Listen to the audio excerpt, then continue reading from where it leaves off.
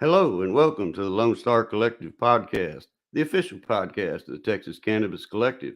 I'm your host, Chris Grisolia, and this is our end of the year wrap up, as we like to call it. I'm joined this week by our very special board members, Austin Zamhariri.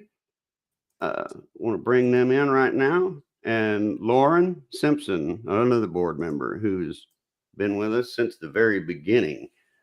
How are y'all doing this evening? Great. Oh, Lauren, sorry you were muted there. Oops. How you doing?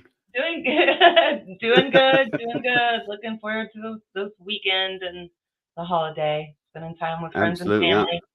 I'm looking forward to it, but I'm kind of ready to get it over with too. You know how it goes. Yes. Yeah, I don't mind. And- It's going to be like 70 degrees, 65, 70 degrees, I think, something like Yeah, that. the only bad part about it's all the rain. I think leading up to it on Christmas Yeah. Eve is going to be kind of yucky, but oh well, it is what it is, right? Bad. At any rate, as I said when we introduced the show, this is our wrap up for the end of the year for 2023. We had a big year, I think, didn't we, guys? Yeah, we really did. Yeah, even 2022, which had a lot of big moments in it, and it just felt like, how are we going to top that? Well, we did a lot this year. So. Yeah, we did a lot this year, starting off with just everything we did from opening day of the 2023 session and all the way through the session. I mean, we were there. For those that don't know, we did almost bi-weekly handouts to every legislative office, just pushing the subject of decrim and legalization, medical, you name it. We were there pushing it, wasn't we, Austin? Yeah, absolutely. Sometimes we had groups. Sometimes it was, heck, just four of us going, all throughout every single level of the Capitol, and just really continuing to have this conversation, doing what we could do as kind of a small nonprofit that works across the state, to keep the momentum going. And I think we had, I wouldn't say obviously nothing passed as far as cannabis reform goes, really of any tremendous import, but I think stopping some stuff that was coming down the pipe was equally as much a success as anything, to be honest with you. Yeah, I think, and I'm sure both of y'all will agree because y'all were there for the majority of the time that I was. I think I was only there a couple of times y'all weren't, but the conversations we were able to have, the doors we opened in this last session, I think was a massive improvement over previous sessions in terms of the conversations we were able to have with a lot of the lawmakers and their staff members, and on both sides of the aisle, wouldn't you say, Austin? Yeah, we we had access to some pretty, I would say, staunchly conservative offices in both the House and the Senate. And we were very well welcomed in. We were treated very courteously. I would say that even in some of these conservative offices, we spent longer than the typical 10, 15, 20-minute meeting about the subject matter that you had. And we were, because of our, I think, immersive knowledge of both the market as far as hemp cannabinoid goes, medical, everything that's happening with compassionate use, and the intimate knowledge of all of the decriminalization bills, and all just kind of the different legislation that was floating around. It really opened up a lot of eyes, and the reception was appreciated, I would say. We had some very conservative offices who really kept in touch with us throughout the entire play, and were very, had their eyes on the legislation as it was moving. So unfortunately, like I said, as what's typical every 2 years at the legislature, we seem to get a lot of momentum in the House and get stuffed at the Senate. In no large part to the lieutenant governor. However, this year were some Texas politics tends to get real ugly as the closer we get towards the end of the session, and with the impeachment of the Attorney General Ken Paxton, I think that really snubbed out a lot of good legislation, including cannabis reform, unfortunately. Well, it wasn't just that, but the continuous from the very get-go of the 2023 session onset with Governor Abbott's demand over property tax reform and getting some kind of benefit back to the people of Texas being a number one priority, that kind of overshadowed anything we had going on by any means, right? Yeah. I think that every session you're going to see property tax reform be like a top 5 issue. Border is another one that was really big. Vouchers was this year's like real social issue that was really pushed and really got extended out throughout the rest of the year. It's just the dynamic at each legislature is kind of special, and you have these little kind of micro battles that go on. You have rural versus urban, you have House versus Senate, you have Republican versus Democrat. So like you have all of these kinds of dynamics that are all like everything is a moving piece, and you only have about 5 months to get anything done. So unfortunately, like I said, we weren't successful in getting anything across the aisle, though we fought like hell, I believe, on everything, and did, I think, a fantastic job of making the public aware of all of the important bills that were going and making movement all the way through the House and into the Senate. And we did some pretty extensive damage to some bills that were non-conducive to the cannabis environment as well. We made some very good stands and testimonies and opened some eyes, I think, even in some lawmakers' minds to what was trying to be done when they didn't even realize it themselves on certain bills. But that being said, we did have some relatively good successes in the 2023 year, not necessarily session related, with our decrim efforts. And I know, Lauren, you as well as the rest of us saw what kind of effect that had with the lawmakers down in Austin and the conversations that opened for us, didn't you? Yeah, I mean, the night that it got, in Austin, that it got decriminalized, that the voters, voted to decriminalize it, I was at a Stick Figure concert, and so I couldn't imagine being any place better.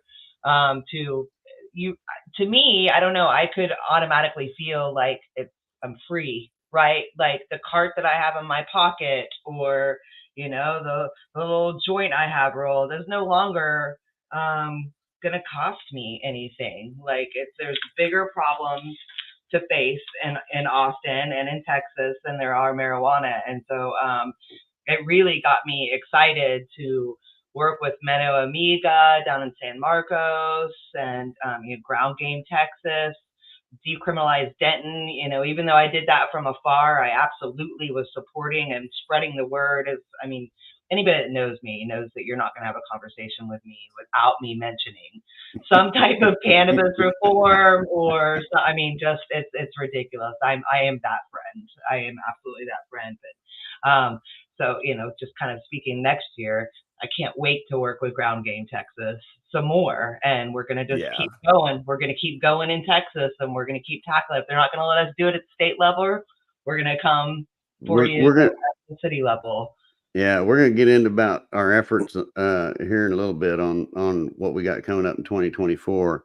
On the decrim efforts, though, that we were successful with in 2023, and even mainly a lot of it prior to 2023, uh,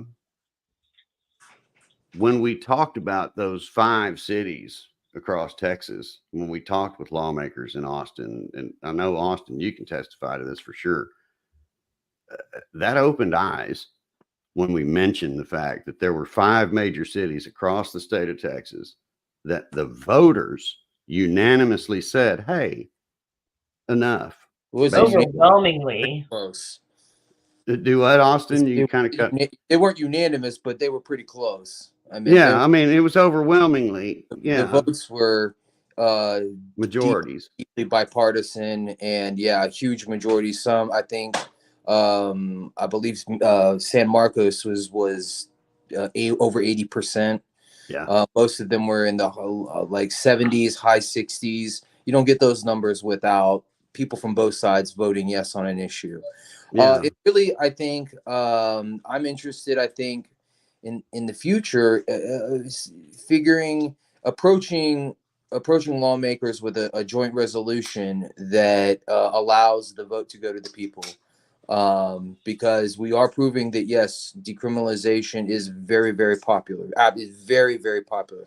As a standalone issue, incredibly popular. Absolutely. And this is a way for lawmakers to not have to support it, but support it at the same time. You know what I'm saying? Like, you say, oh, well, we're going to let the people decide. And if the people decide yes, then we're going to act. And we'll let it go. Yeah. Exactly. So and anybody who just voted in this last election in November saw a bunch of constitutional amendments that were at one time House or Senate joint resolutions that made their way through that incredible gauntlet that's called the Texas legislature and were signed, were passed, and were put on this year's ballot. So I don't see why we can't do that with cannabis, especially as popular as an issue as it is. The decriminalization, yeah, Chris is right. When we talk to offices, they were very impressed with that overwhelming majority. And they still had some questions, but you could see it in their eyes that the tide is turning, and everybody knows it. Again, it's the Texas government, unfortunately, right now, does not have, at least on the Senate side, does not have a friendly vehicle by which it can navigate to the finish line. Let's say that's about the nicest way that I could put it.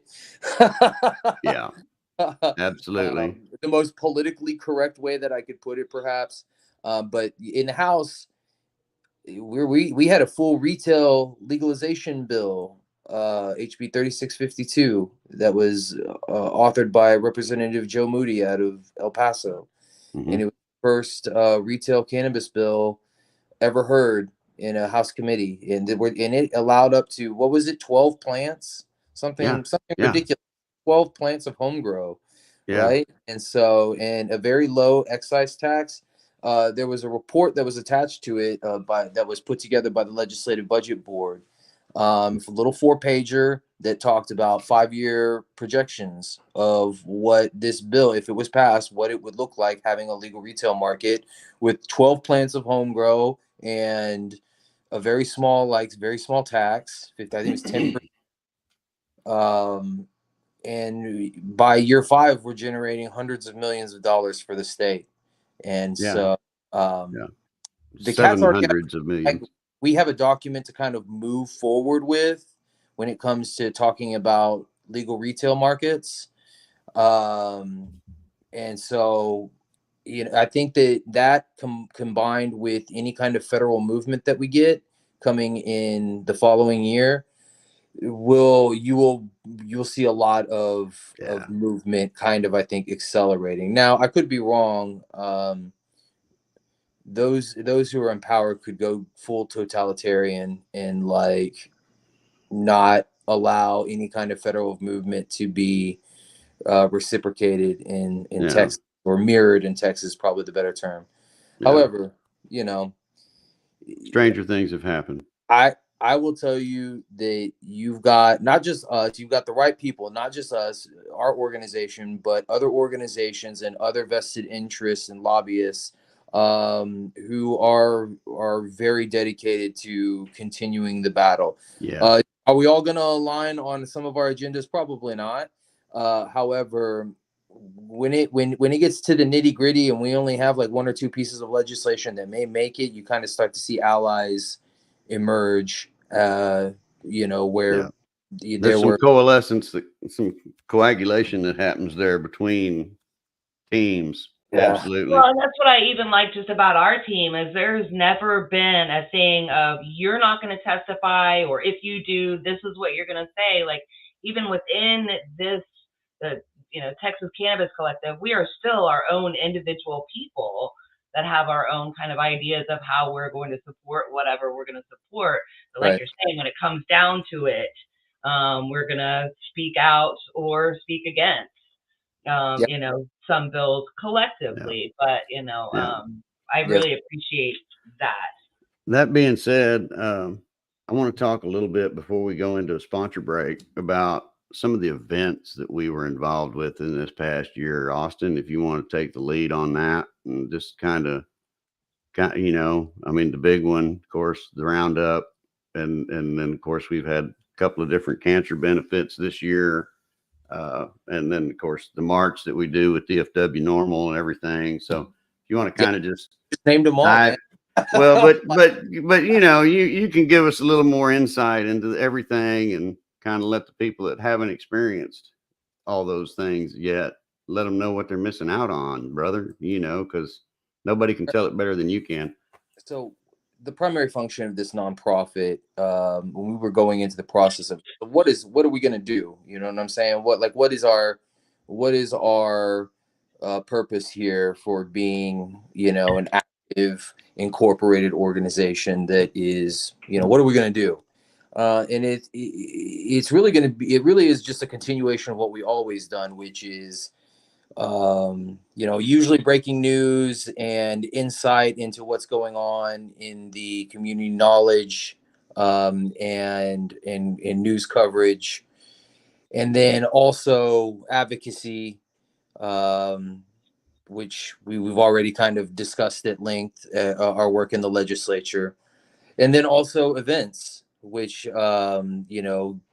galvanizing the community, putting things together for people to network, meet each other, discuss this issue.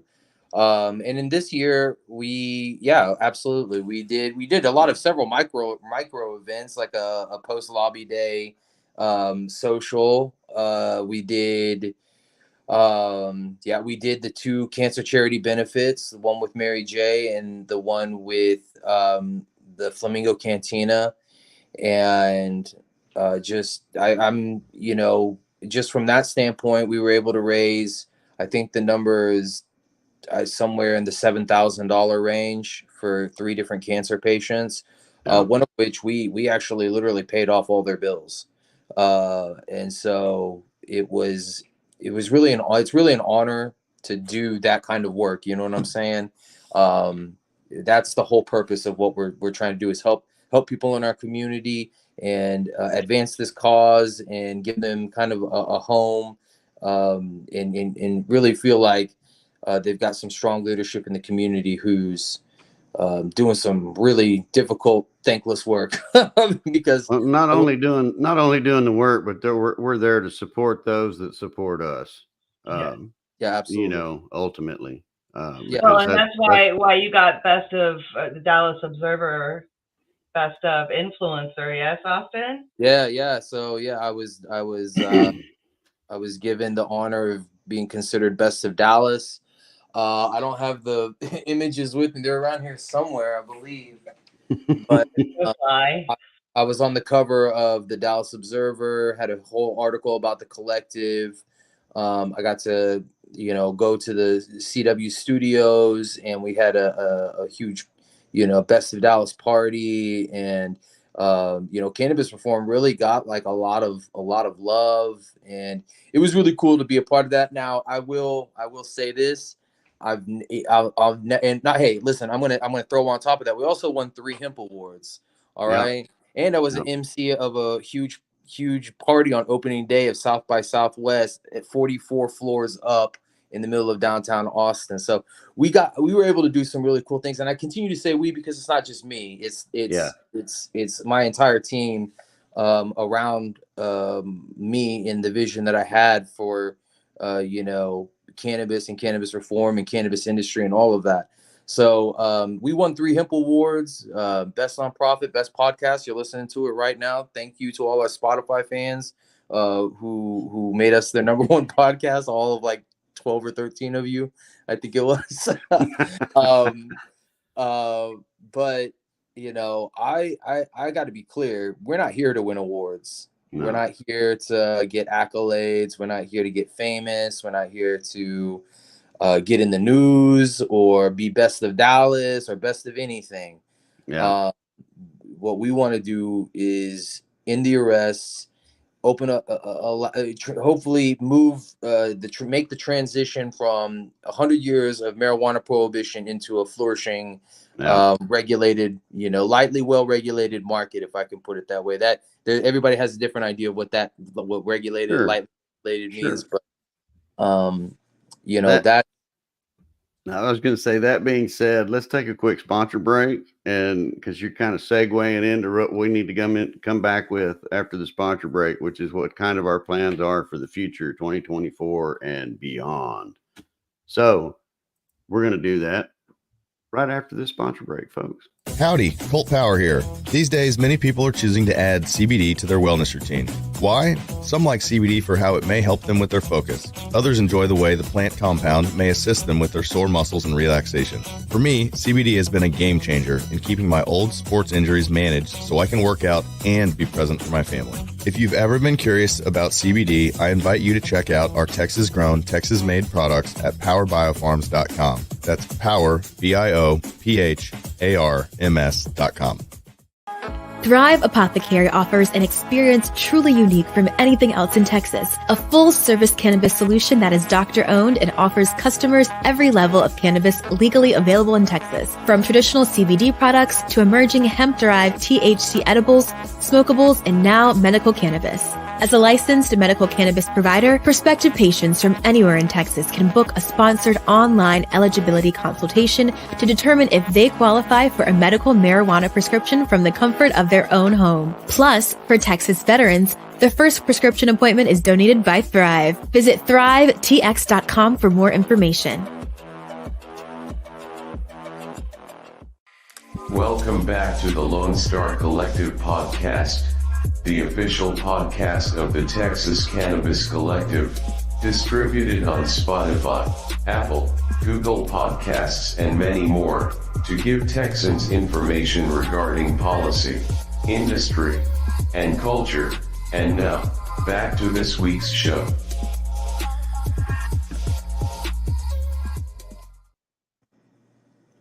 Welcome back to the Lone Star Collective. I'm your host, Chris Crisolia, and I'm joined this week by fellow board members, Austin Zamhariri and Lauren Simpson. Welcome back.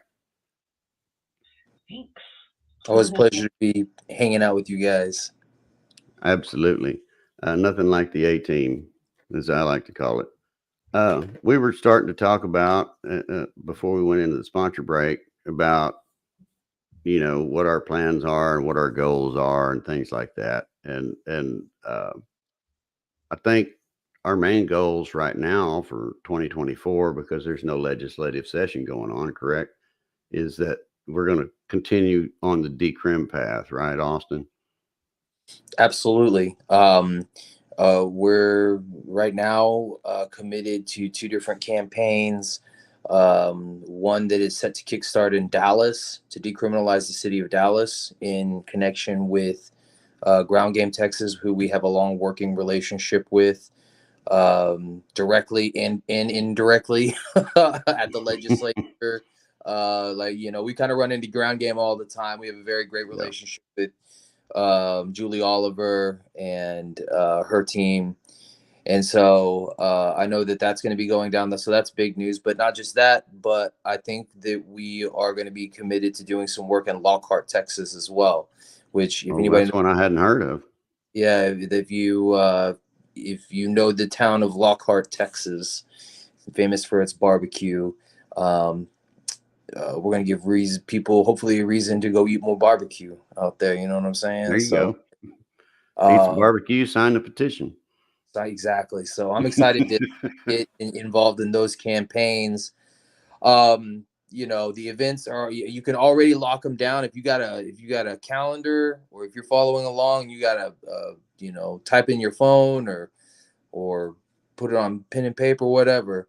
August 1st, we're already locked in for the roundup here in Dallas Fort Worth. Again, it's going to be at Longhorn Ice House. Anybody that was there last year, blown away. I think we really, really, really outdid ourselves. Yeah. So it's a thing now, and I would say it's the biggest social networking event for professionals in the entire state of Texas, hands down. There's other trade association and other member meetups and things like that, and trade shows and whatnot. But like, this is something very unique. It's a bunch of us old school North Texas boys and gals who, were long meeting about the cannabis industry in Texas before hemp was even legalized, and having get-togethers and meetups and talking about the future of hemp and cannabis and reform and all of that stuff. And so this will actually be our third roundup. I can't wait for it. I always get to kick it off, so I'm all juiced about it. We had almost 300 people, or over 300 people at this last one, and we're anticipating people traveling from out of the state and from all over the state, to be honest with you. So that's going to be going. I don't think we've determined. Have we determined and locked down a date already for the March, or is that? Well, we're looking at our tentative date. We've still got to clarify it with the city, but we're looking at October 5th for Nice. the Texas Marijuana March and Freedom Festival 2024, downtown Fort Worth. If you have not ever been to the Texas Marijuana March and Freedom Festival, folks, you need to look it up in our past events. I'm sure there's videos all over our social medias. It's an event to remember because it's one of a kind. I think really in a lot of aspects, from the number of vendors that we're able to offer in that big, huge park, Burnett Park in downtown Fort Worth, along with the fact that we get such great interaction with the city, the police department. Everybody is on board. They know that we're just there to express our freedom of speech, and they don't mess with us as long as we don't get out of hand and act stupid, right? We've never had a problem. No, not once. So 1,000 people show up to the event throughout the day. We had 600 something people march. It was too many to count, to be honest with you. And go look at any of our socials. You'll find us on Twitter or X, whatever we're calling it these days. Instagram, it's like the first thing pinned to the top. You'll see exactly what's going down. We have people from all over the state. It's a trip, man. It's great. It's a First Amendment right issue. It's going to be big this year, especially because we're moving into an election. It's an election year, big election year. So don't make no mistake about it. Cannabis reform is going to be on the forefront. There's going to be a lot of things happening this year that we're going to have to keep this conversation alive. Just because the legislature doesn't mean that we don't stay active and stay aggressive and keep showing up for our state. Not to mention, we got work in Lubbock to do, right? We have on May 4th, the special election, May 4th, special election, general election, May 4th, for the city of Lubbock. They're going to vote for the ballot initiative that was for the decrim measure. Yeah, exactly. So we got some things going, ready to rock and roll in Lubbock. In addition to the decrim campaigns that we're doing, the events that we're doing, we're probably going to do another event, raise more raise more money for charity, for cancer. Cancer seems to be our thing. Fuck cancer. So like, why not? Amen. There's some other things that I think we'd like to get some other maybe the Epilepsy Foundation. That'd be a good one. There's some other like things that we can definitely do, and so maybe a disc golf tournament. I don't know. We're cooking some stuff up. So if you are That got Lauren's ear. yeah, if you are interested in getting involved, I think we're really going to start working on coordinating and maintaining a volunteer base and having some volunteers who really want to like become, forces in their community and be ready to rock and roll and be well trained for how we're going to attack the legislature. I don't want to say attack, but like, you know what I'm saying, what our strategy is going to be going into the ledge. And so if you're interested in getting involved, and that's something that is interesting, what I would also like to do is probably have a volunteer kind of like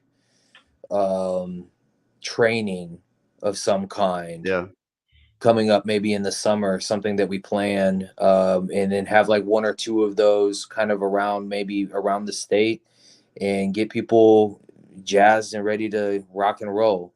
So Houston, I know, needs one because they definitely want to be active. But maybe one here. Yeah.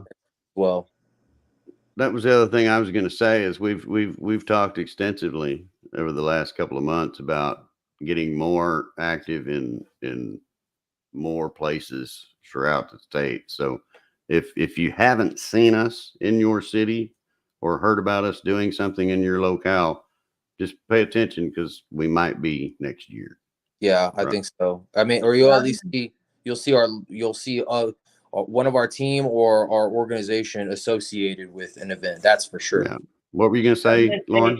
If you're interested in volunteering, just email me at Lauren, LORENS at txcanaco.com.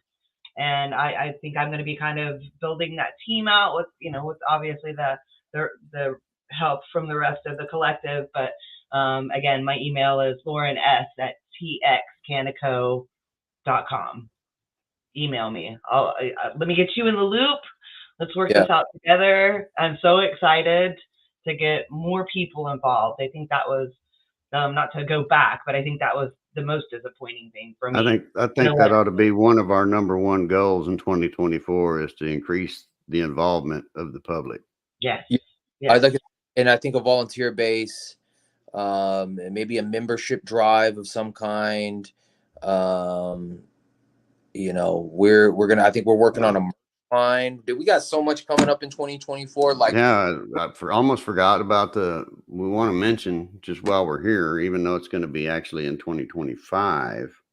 But if you ever have been to opening day of the legislature, and even if you haven't been, I suggest you try it just once, just for the heck of it, because it's a pretty amazing experience, really. Because it's the one chance you might actually get to talk to your lawmaker for a couple of minutes, whereas on other times you're going to most of the time talk to a staff member. Yeah, but it's a very kind of event. Yeah, and we're working on we're working on a possible event. It's behind the scenes at this point, but just kind of keep it in the back of your hat. Their thought process for 2025 opening day of the session, in conjunction with Texas Vets for Medical Cannabis, talking about doing us a big march in Austin, folks. So something you might want to mark down on your calendars too and think about, because the more the merrier, right? Hey, listen, we really are planning out years in advance for things that we want to accomplish and things that projects that we want to put together. The sky's the limit, y'all, and we're all trying to get high up there together. You know what I'm saying? Absolutely. There's there's a lot of hope for Texas. I know there's a lot of negativity out there. Oh, why hasn't Texas legalized? And, you look at our government and how kind of jacked up it is.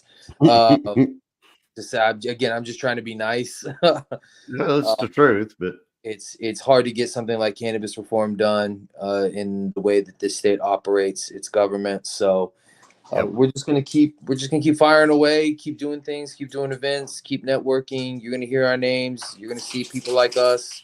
And again, if you want to be involved, we're gonna start working on ways to get people involved. So, absolutely. When I started this thing, it started with just me, but I knew that's why it's called the collective. It's going to take a lot of people, all of us really. And so, now here we are, and the projects that we want to carry on now, we're going to need a bigger team. We're going to need a lot more people. So now this whole nonprofit, it started as kind of a work in progress and as a movement, and has continued to move and is continuing to be a work that is progressing, if you will. Yep. So absolutely. I'm just excited. I'm thankful to be a part of it. I'm thankful to be a leader in this community, and to be recognized as such, and to be working with so many fine individuals. You know what I'm saying? It's same here, brother. It's a grind, and there's a lot of disappointment. Again, there's a lot of thankless hours that we put in to all of this work. But it's worth it in the end. And history, I believe, will remember us very kindly for not just us, but like all of the activists who have worked really hard on this issue for decades and decades. But we will definitely be remembered very kindly for how hard we rep for Texas and for cannabis both. So, any closing thoughts, Lauren? It's amazing how we're just not even 9 months out from the last legislative session, where I was kind of like, irritated and, just beat down like we always are at the end of a legislative session. And here I am already excited for 2025. I mean, not to blow past anything that's going to go down in 2024. I don't know, in my heart, in my head, I'm like, let's go big. Let's go big. We're not going home, but let's go big. Let's go hard. Let's do it. Yeah, absolutely. And kind of like, I don't know, maybe I'm going to show my age here a little bit, but I always think about that old shampoo commercial where the model says, I told two friends, and then they told two friends, and then they told two friends, and then they told two friends. And pretty soon the screen's covered with little bitty images of the same person talking about telling two friends. That's what we need to do with getting people involved in cannabis law reform. Mm-hmm. Tell two friends, and then they tell two friends, and so on and so forth. And let's make 2025 the year that we make a major difference in Austin, folks, because I think we could really do it if we can get the numbers there. Yeah, especially we got an election right there too, where I'm gonna go ahead and say it, to get a Dan Patrick out and not replace it with, Dan Patrick is not actually up for re-election until 2026. Oh yeah, but he is running. So yeah, he is running in 2026. But yeah, we can't work to get him out if we're going to try to work to get him out until 2026. So well, I'm already on it. I'm right there. I'm right there with you. Yeah. Any closing thoughts, Dawson? Man, just y'all. Life is joy. Go enjoy life. Don't get caught down in the noise that's on social media. Enjoy your life. Enjoy this holiday. Get ready for 2024, because I think it's going to be a crazy year. I don't know what it is, but I'm excited for it. And everybody should just, dig in and get ready. Get ready for that hot Texas sun. Maybe get ready for like a freeze that is going to test the grid. You know what I'm saying? Like, get ready for those things. Because people are going to need cannabis to get through all of that craziness. So there you go. Y'all, I love everybody, and I really appreciate anybody that's listening and anybody that follows us, our sponsors, Thrive, Power Bio Farms, the whole board. It's just awesome to be able to do this. So love you guys. Yeah, absolutely. I would say the same thing in closing. Just simply put, enjoy your holidays, enjoy your family, enjoy the time you have between now and the new year, because that's it. We got a new year coming. We can hit the ground running in January and do lots and lots of things if people get involved and help us out. And we're always open to more and more suggestions, right? Absolutely. So, that being said, I think we're going to call this a closeout to 2023, folks. Peace out. Love and peace to everybody. And, if you got them, smoke them, right? Wrap it up. Good night, all.